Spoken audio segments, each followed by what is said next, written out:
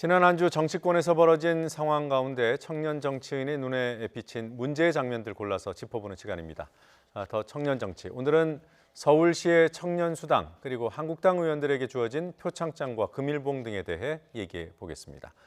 김성용 자유한국당 서울시당 청년위원장, 고은영 제주녹색당 운영위원장 나오셨습니다. 어서 오십시오.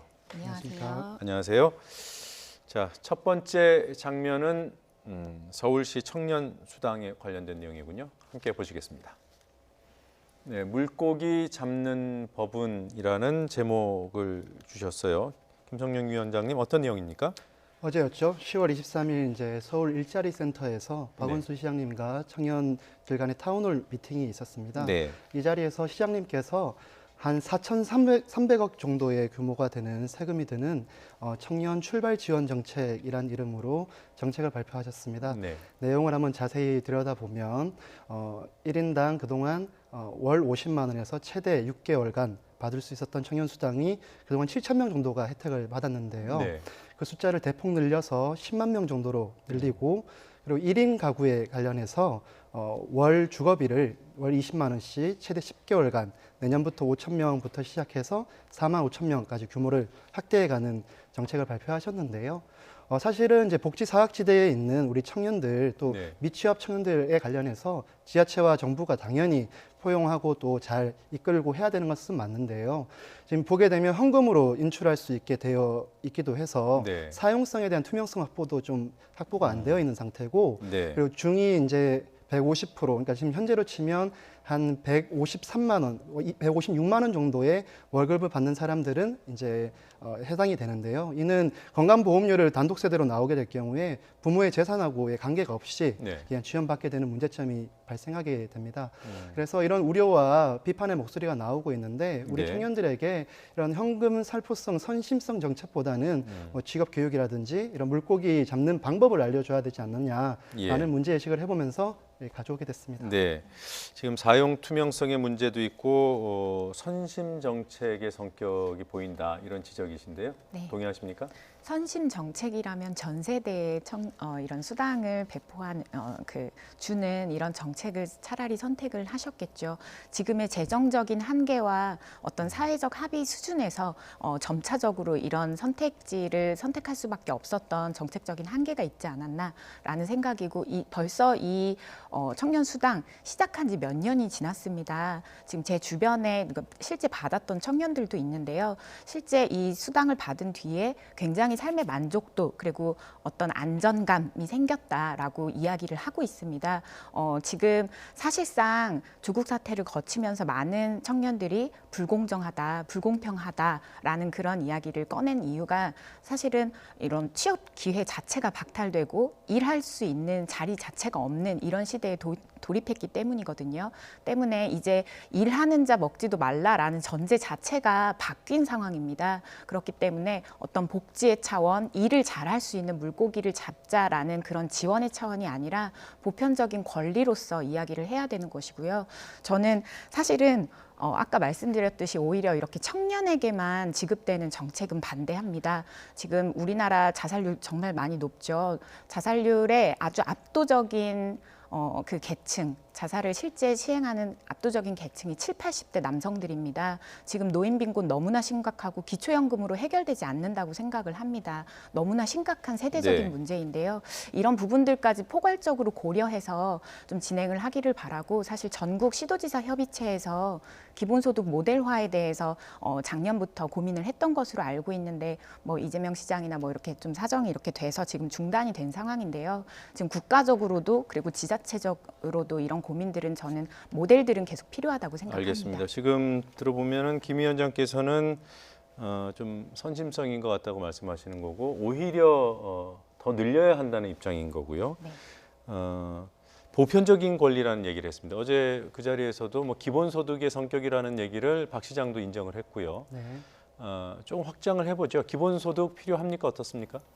저는 아직 우리 사회에서 이 문제를 던지기에는 지금 우리 국가의 수준이나 재정 상황 등이 확보가 다 되어 있는 상황은 아니라고 생각합니다. 네. 물론 이제 궁극적으로 보았을 때 모든 국민들이 다 같이 잘 살 수 있는 환경을 만들고 그 가운데 이제 국민 기본소득에 관련되어 있는 예산이 집행될 수 있는 환경이 도래했을 때 이 부분들은 논의가 되어야 하는데 지금 현재 우리 대한민국의 수준이 그런 수준이 아님에도 불구하고 네. 너무 지나친 이 요구들이 아닌가. 물론 고민들도 해야 되고 앞으로 이런 일들이 이루어질 수 있도록 국가 경영을 잘 해야 되겠지만 지금 아직은 좀 이른 논의다. 저는 그런 생각이 듭니다. 네, 물론 이제 재정이 필요한 부분이니까 네. 기본소득 방향 자체는 동의를 하시는 건가요? 궁극적으로는 동의합니다. 네, 그러나 지금은 아니라고 합니다. 재정이 사실 한정돼 있기 때문에 사실 우선순위, 뭐 취사 선택 이런 게 필요하긴 하잖아요. 네. 이런 지적은 어떻게 보십니까?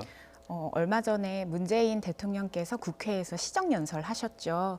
내년도 예산안 국회로 접어들면서 연설이 좀 있었습니다. 당시에 강조했던 내용은 재정 건전성 충분하다, 우리나라 건강하다라고 이야기를 했고요. 그리고 슈퍼 예산안을 들고 나오시면서 IMF에서 이런 적극적인 재정 투자를 요구를 받은 국가 중에 하나이고 그 주문에 따라서 이렇게 늘린다라고 했는데요. 사실 그런데 내용을 살펴보면 기존의 예타면 사업들에 필요한 어떤 토건 사업을 진행한다든지 제조업에 여전히 투자를 한다든지 하는 것들이 많습니다. 네. 지금 이런 방식으로 대한민국이 수십 년간 운영이 되어 왔습니다. 그리고 지금 저성장 시대를 맞았죠. 우리나라에서 아무리 좋은 상품들을 제조해봤자 그걸 살 나라가 이제 없어지고 있는 상황입니다. 그럼 우린 도태되겠죠. 이 상황에서 저는 재정의 물꼬를 돌리는 방향은 사실 더 많은 생산이나 토건이 아니라 이제 사람들에게 쓰는 이런 방식의 기본소득 같은 방식의 재정 모델이 필요하다라는 생각이고요. 이번에 월세 지원권도 이번에 그 박원순 시장께서 발표를 하셨는데 이런 기본 주거를 확보하는 다양한 방식의 정책들, 기본소득 그리고 기본 교육, 지금 교육에 대한 이야기도 뜨거운데요. 이런 방향을 가지고 저는 내년부터 좀 본격적인 논의가 우리 사회에서 필요한 것이 아닌가 생각합니다. 네, 재정을 언제 어느 수준으로 투입해야 되느냐 다 생각이 다르시겠지만 김 위원장께서는 지금 기본소득 방향으로 너무 많이 투자하는 것은 무리라고 보시는 거고 재정 건전성이 확보돼 있으니 그쪽으로 더 투자하자라는 입장이신 거고요. 자, 해외 사례 중에 이 청년 정책 쪽으로 좀 한정해서요. 우리가 좀 참고하거나 본받을 만한 그런 사례가 있습니까? EU에서 얼마 전에 이제 청년 실업 문제가 심각해짐에 따라서 이제 공고안을 좀 제시를 했습니다. 네. 28개국 전체에다가 이 청년 관련된 단일 법령을 좀 제정해라라는 내용인데요. 여기 네. 보면 이제 교육과 고용 그리고 공공부조 등에 대해서 청년 보장 정책을 국가 간에 또 정부 간에 유기적으로 협동할 수 있는 단일 법령을 좀 제정해라라는 이제 그런 권고안이 있었습니다. 이에 따라서 뭐 네덜란드, 핀란드 등 여러 나라들이 시행을 지금 하고 있고요. 우리나라도 좀 차용할 필요가 있어 보이고 특히나 지금 청년 고용률에 있어서 가장 낮은 수치를 나타내는 독일의 같은 경우에는 잘 아시다시피 뭐 이원화되어 있는 교육과 그리고 현장 실습 등을 통해서 현장 실습을 수료한 사람들을 우선적으로 기업이 이제 뽑게 되면 세제 혜택이나 이런 것들에 대해서 적극적으로 이 국가가 지원함으로써 네. 고용을 선순환하는 지금 형태로 가고 있습니다. 우리도 이런 부분들을 좀 차용해서 배워야 되지 않나 그런 생각을 해봅니다. 네, 그러니까 앞부분에 뭐 법령 통일하는 부분은 뭐 당장 우리에게 좀 와닿지가 않아서 뒷부분만 좀 얘기를 이어가 보겠습니다. 그러니까 독일 같은 경우에 실습 위주의 교육을 받은 사람들을 바로 기업이 뽑을 수 있게 하고 그렇게 하면 뭐 세제 혜택 주는 제도가 있다고 합니다. 네. 혹시 그 제도 알고 계신가요?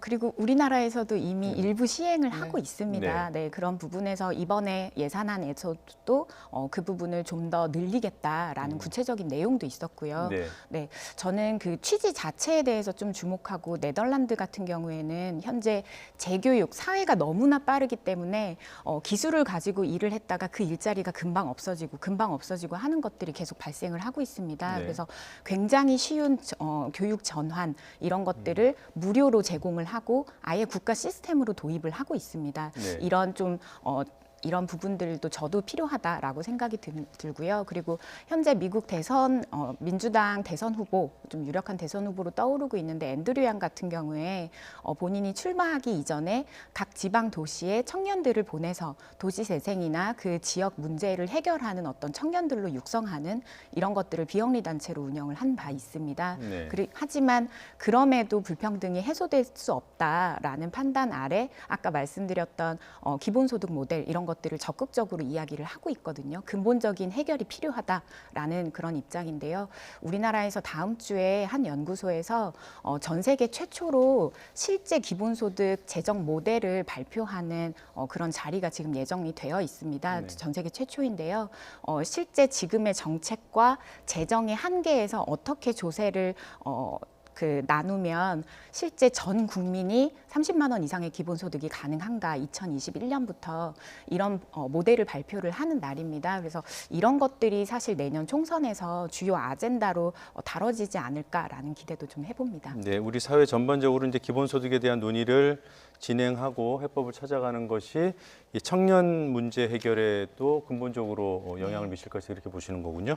네, 다음 장면 보겠습니다. 네, 봉투와 가산점이라는 제목이고요. 네, 한국당 의원들이 모처럼 활짝 웃는 장면이 찍혔습니다. 고은영 위원장님 어떤 내용입니까? 네, 나경원 원내대표께서 이제 당내에 조국 TF에 소속되고 또 인사청문회에서 여상규 의원을 포함해서 좀 활약을 하셨던 전현직 의원들에게 금일봉과 이제 이런 그 표창장을 수여하는 이런 장면들이 좀 연출이 됐는데요. 50만 원 상당의 상품권을 부상으로 네. 지급을 했다고 합니다. 네, 이 조국 장관을 이제 무찔렀다, 퇴진시켰다라는 그런 의미에서 이런 성공의 세레머니를 가지신 건데요. 이게 굉장히 지금 패스트트랙 국면에서 가산점 논란 이것과 좀 더불어서 자유한국당에서 진정으로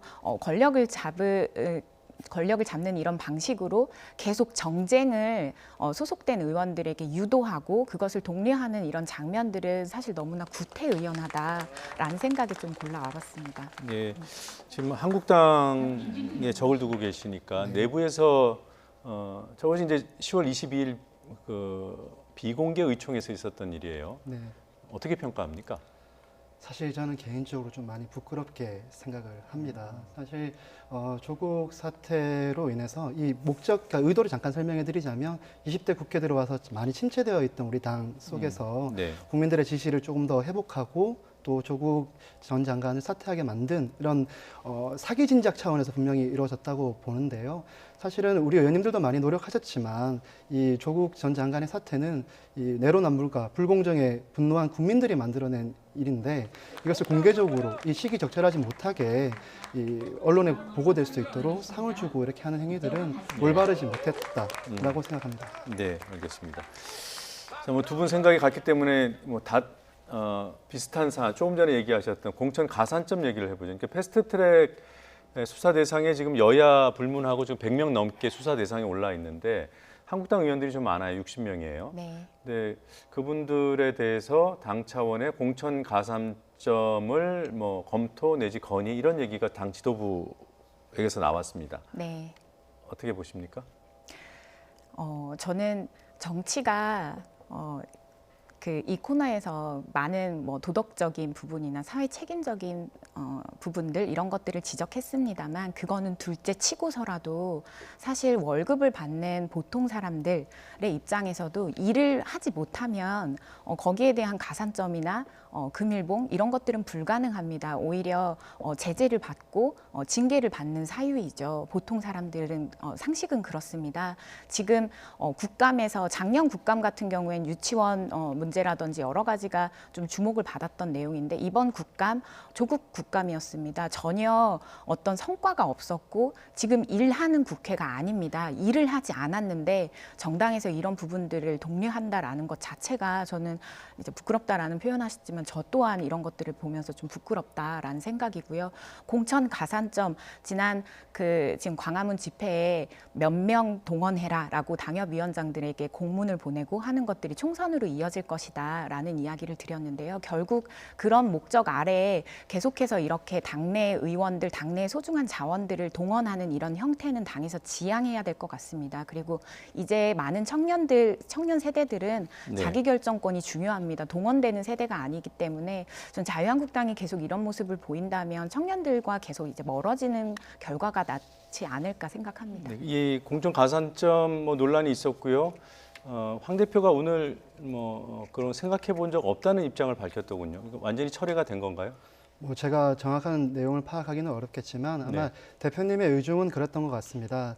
지금까지 계속 만나보고 그러니까 이야기를 나눠본 결과에 따르면 당론에 따라서 당을 위해서 희생했던 사람들에 대한 분명한 공과 간은 공천에서의 적용이 되어야 한다. 하지만 이 패트 과정에 있어서 이 부분을 가산점으로 삼고 안 삼고는 당에 아직 당론으로 또 그 공천 안 자체가 정해지지 않은 상태에서 정해진 바는 없다라는 내용을 전달을 하루 차이로 이렇게 하시다 보니까 좀 오해가 발생했던 것 같고요. 이 또한 마찬가지라고 생각합니다. 그러니까 분명히 그 당시에 저희는 불법 사보임에 대항해서 저희 나름대로의 가치 투쟁을 했던 것입니다. 그 네. 과정에서 만약에 어떠한 공을 인정해야 되는 사항이 저도 있을 수도 있다라고 생각을 합니다. 하지만 그것이 지금 시기 적절하느냐? 저는 그렇게 생각하지 않습니다. 말씀드린 대로 당의 공식적인 이 공천안이 만들어지고 그 과정 속에서 충분한 상의가 이루어진 이후에 이 문제가 다뤄졌어야 되지 아직 수사도 아직 다 안 받으셨고 네. 이 문제가 정리되지 않은 상태에서 이 문제를 가산점을 준다 안 준다 표창장을 주고받고 웃고 하는 모습들이 국민들의 눈높이에는 분명히 못 맞추고 있을 것이라고 저는 생각합니다. 예, 알겠습니다. 자, 다음 장면으로 넘어가 보겠습니다. 김성령 위원장이 골라오신 장면입니다. 여전한 짝사랑, 문재인 대통령의 시정연설 한 대목이 발췌돼 있습니다. 어떤 내용인지 설명해 주시죠. 지난 10월 22일 국회에서 문재인 대통령님의 시정연설이 있었는데요. 네. 다양하고 여러 이슈들이 나왔습니다. 그 중에 저는 이제 대북 관련돼 있는 메시지, 평화가 또 이제 경제를 기인할 거라는 메시지를 주요하게 보았습니다. 네. 시종 일관 지속적으로 말씀하시는 부분인데요. 지난 3년간 내내 이 기조대로 왔었죠. 예. 이 말씀이 있으시고 북한의 김정은 위원장께서 하답이라도 하듯이 이례적으로 선친이신 김정일 위원장의 치적 사업인 금강산 정책 자체를 원색적으로 비난하시면서 대한민국에서 건설된 모든 건축물들을 파괴하고 하여라 땅조차 아깝다라는 말씀을 하셨습니다. 사실 평화 정책을 시도하는 것도 사실 하나의 방법이라고는 생각이 들지만 지난 3년간 우리가 어떤 결과가 있었는지 좀 되돌아 봐야 되지 않나라는 생각을 해봅니다. 그런 차원에서 이렇게 지속적인 짝사랑이 앞으로 이 한반도의 평화를 어떻게 이끌고 올지 걱정도 되고 해서 픽하게 되었습니다. 이 문 대통령의 짝사랑이다, 외사랑이다. 근데 김정은 위원장은 오히려 한국 정부를 무시하고 트럼프와만 거래를 한다. 이런 비판이 이제 지속적으로 나왔습니다. 네. 대통령의 이런 입장에 대해서 고 위원장은 어떻게 보시는지요? 전 북한이 이제 이런 땡깡에 가까운 그런 것 좀 안 했으면 좋겠다라는 생각은 하는데 분명한 외교적 결례죠. 네, 상호 존중하는 태도가 분명히 아니었습니다. 그럼에도 저는 우리 사회가 좀 더 포용 국가 그리고 평화 국가로 나아가기 위해서 일관된 태도가 필요하다라는 생각이고 네. 그것을 문재인 대통령께서 보여주고 있다고 생각합니다. 지금 굉장히 불안한 국제 정세나 지금 미국과의 관계 이런 부분에 있어서 저희가 많은 진전을 하지 못하는 것이 사실 북한을 계속 고려한 어떤 이런 상황 판단 아니겠습니까? 그런 것들을 북한이 충분히 알고 있음에도 불구하고 이런 행보를 보여주는 것이 매우 아쉽고요. 다만 저는 이 정부에서 이번 행정부에서 사실 눈에 보이는 말씀하셨던 구체적인 성과 없을 수도 있다고 생각합니다. 하지만 이제 우리나라가 우리의 소원은 통일 부르는 나라는 아니지만 우리는 계속해서 북한과 평화적인 관계를 유지한다라는 그런 국민적인 태도를 함양시키는데 저는 문재인 대통령이 지금 크게 기여를 하고 계시다고 생각합니다. 그게 진정한 평화 국가로 나아가는데 필요한 자세라고 생각을 하고요. 자유한국당도 이 부분에서는 좀 지금 냉정한 평가가 필요하다고 하지만 그 과거로 돌리자는 거 아니시잖아요. 네, 그런 태도는 함께 좀 취해야 되는 것이 아닌가 생각합니다. 네. 한국당 뭐 지금은 뭐 김 위원장께서 말씀하셨으니까 비판은 했지만 그게 과거로 돌리자는 건 아니죠. 맞습니다. 제가 드리고 싶은 얘기는 외교에 있어서의 기본은 결국 당근과 채찍을, 그러니까 압박과 해유를 잘 병행을 해야 되는데 우리는 너무 이제 해유만 하고 좀 굴욕적인 자세만을 보이지 않았나라는 문제 의식을 저는 좀 드리고 싶은 거고요. 지금 말씀하신 대로 북미 간 대화로 지금 집중되어 있는데 네. 한간에 말씀하시는 것처럼 도는 얘기들처럼 이 북한 문제가 코리아가 패싱된 상태에서 북미 간의 대화로만 해결이 된다라고 하면 이 과거와 감정에 치우치지 않고 외교는 무조건 이익과 미래, 국가 간의 이익과 미래에 치우친다는 관점에서 보았을 때 네. 우리 앞으로 다가와야 될 이 한반도의 미래가 평화가 온다 하더라도 장밋빛이지 않을 수도 있다라는 그런 위기의식을 우리가 하면서 좀 미국이 가는 그 스텝과 함께 우리가 같이 가야 된다. 너무 회유하려고 하고 포용하려고 하고 자꾸 퍼주기만 하려고 하는 지금 방식은 좀 실패하고 있지 않느냐. 분명히 우리도 압박도 필요하다라는 생각을 가져봅니다. 지금 퍼주고 싶어도 제재 때문에 못 퍼주는 거 아닙니까? 근데 이제 그걸 풀자라고 의견을 계속 같이 가고 있으니까요. 그러니까 네. 제가 말씀드리는 것은 자세, 기조에 대한 말씀을 드리는 겁니다. 한반도 운전자론이라고 하는 대북 기조가 지금 운전대에 지금 문재인 정부가 앉아 있는지 많은 국민들이 아마 의문을 보내고 있을 것입니다. 네, 그 부분 좀 얘기를 해보죠. 조금 전에 그 고은영 위원장도 성과가 있었는지 네. 의문을 제기할 수는 있다고 하셨는데 지금 어느 역대 정부보다 그 북미 관계가 개선될, 그러니까 북미 관계라고 하지만 사실상 한반도 문제의 핵심 고리로 맞습니다. 저는 봅니다만 그 북미 관계 개선에 가장 앞서 나가 있는 상황 아닌가요? 객관적으로 볼 때 어떻습니까? 맞습니다. 이만큼 진전을 시킨 바가 없습니다. 물론 뭐 여러 가지 중간에 미사일 사건이라든지 지금의 어떤 상황이라든지 이런 것들이 발발하고 있지만요. 예. 전체적인 지난번 8.15 때도 어떤 로드맵 발표가 있지 않았습니까? 저는 이 정부에서 적극적인 의지가 있고 또 계속해서 뭐 이제 하겠다라는 이 기조를 유지하고 있는 상황에서 지금 운전대에 못 오를 수도 있습니다. 못 오를 수도 있다라는 생각을 하지만 전체적인 큰 틀에 대해서 견제하고 있는 정부이기 때문에 그 부분에 대해서는 강조를 좀 드리고 싶고요. 네, 그리고 제가 지난번에 2050여 년이 되면 영종도나 김해 부분이 바다에 잠길 것이다라고 얘기를 한 적이 있습니다.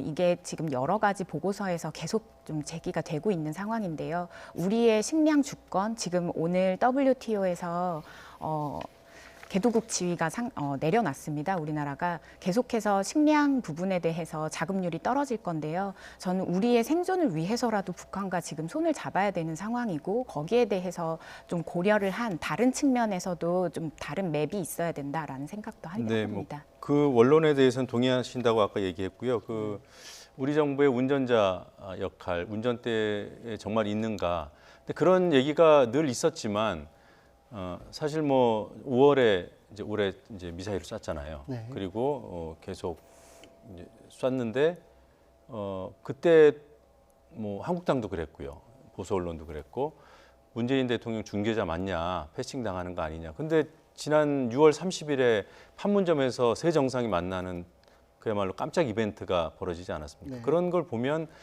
뭐 들고 남이 있고 부침이 있겠지만 한국의 역할은 뭐 어쩔 수 없이라도 존재하는 거 아니겠습니까? 뭐 시각에 따라서 이렇게 달라질 수 있다고 생각이 들고요. 네. 그 정상들이 계속 만나고 지속적인 만남을 통해서 어떠한 아젠다들을 계속 주고받는 것, 전 되게 좋은 현상이라고 보여집니다. 하지만 아직까지 아무런 결과가 없다 보니 국민들도 그렇고 저희 야당에서도 문제 제기를 계속 하는 것이고요. 가장 중요한 것은 저희가 과거를 통해서 결국 미래를 보아야 하는데요. 과거 DJ 노무현 정권 또 그리고 네. MB 박근혜 정권까지 돌이켜 보면 큰 포용 정책을 했던 한 좌파 정권의 시기 10년과 엄청 강하게 했던 10년이 이제 부딪혀서 지금이 결과물로 나와 있다라고 생각합니다. 지속적으로 퍼주기만 계속했다라면 분명히 지금 북한이 이 시기에 이렇게 나오지 않았을 거라고 생각이 들거든요. 그렇기 때문에 앞서 말씀드린 것처럼 지속적인 좀 저자세, 좀 약간 굴욕적인 이 국민 자존심의 문제도 분명히 있는 것입니다. 그래서 이런 자세만 취할 것이 아니라 그것도 하되 그건 무조건적으로 반대하자는 것이 아닙니다. 하되 분명한 압박과 이런 것들은 필요하다는 얘기를 드리고 있는 것입니다. 알겠습니다. 아무튼 잘 됐으면 좋겠다는 두 분 입장은 확인하고 다음 장면으로 넘어가겠습니다. 자, 계엄은 보호할 기밀인가? 고은영 위원장이 골라오신 장면입니다. 임태훈 군인권센터 소장, 네, 소위 말하는 그 계엄 문건을 네. 세상에 공개한 사람이에요. 네. 이번에 임태훈 소장이 이 국감 구면에서 이 내용을 들고 나왔을 때 바로 황교안 대표 그 지금 문건에 어떤 이 내용을 알고 있다라고 문제 제기된 인물인 황교안 대표께서 바로 또 국가 이 기밀보호법 이 법과 명예훼손으로 고소 고발을 지금 바로 진행을 했습니다. 자유한국당을 통해서 이제 진행을 하게 된 것인데요. 알고 있다고는 안 했고요. 알고 있을 수 있다는 있다. 의혹을 제기했죠. 네, 맞습니다. 저는 지금의 어떤 임태훈 소장과 함께 이 문제 제기를 강하게 공세를 제기하고 있는 민주당부터 바로 입장을 내고 고소 고발을 진행했던 자유한국당부터 두 당을 모두 다 비판을 하고 싶습니다.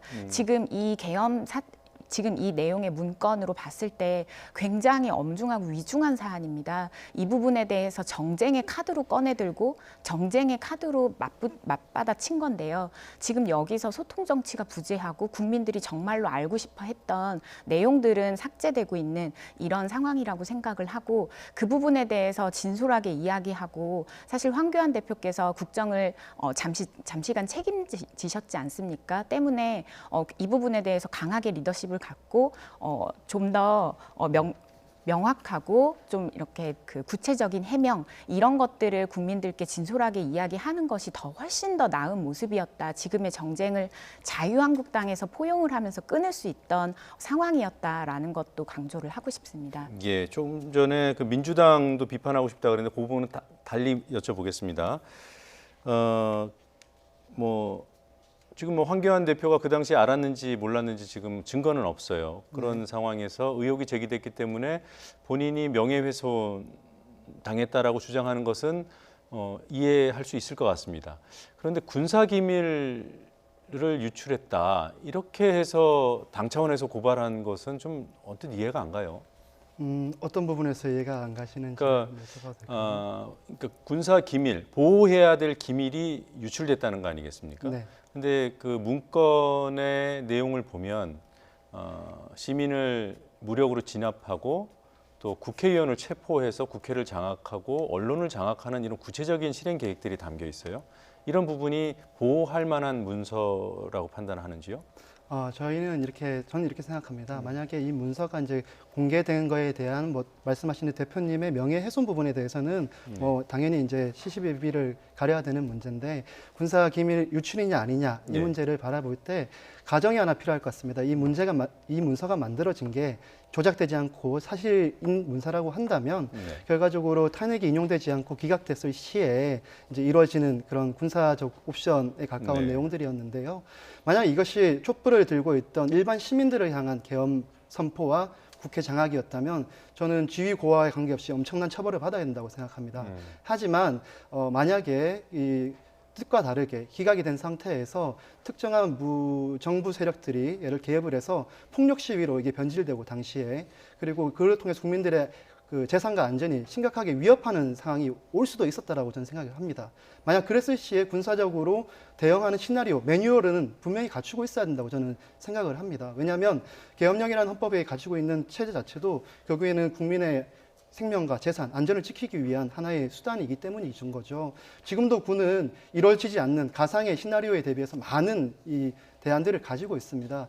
국민의 알 권리라는 이유로 그 모든 것들을 공개를 해야 된다면 국가의 안보는 좀 있을 수 없다라는 거기가 생각입니다. 핵심인 것 같아요. 그러니까 만일의 소요 사태에 대비한 당연히 이제 군 차원에서 또는 그 안보 차원에서 세워놓을 수 있는 대비책인가 아니면 그야말로 진압하고 통제하고 이러려는 쿠데타에 가까운 것이었는가? 그건 이제 내용을 보고 판단해야 되잖아요. 내용을 뭐 대충 다 보셨을 텐데 어떻게 평가하십니까?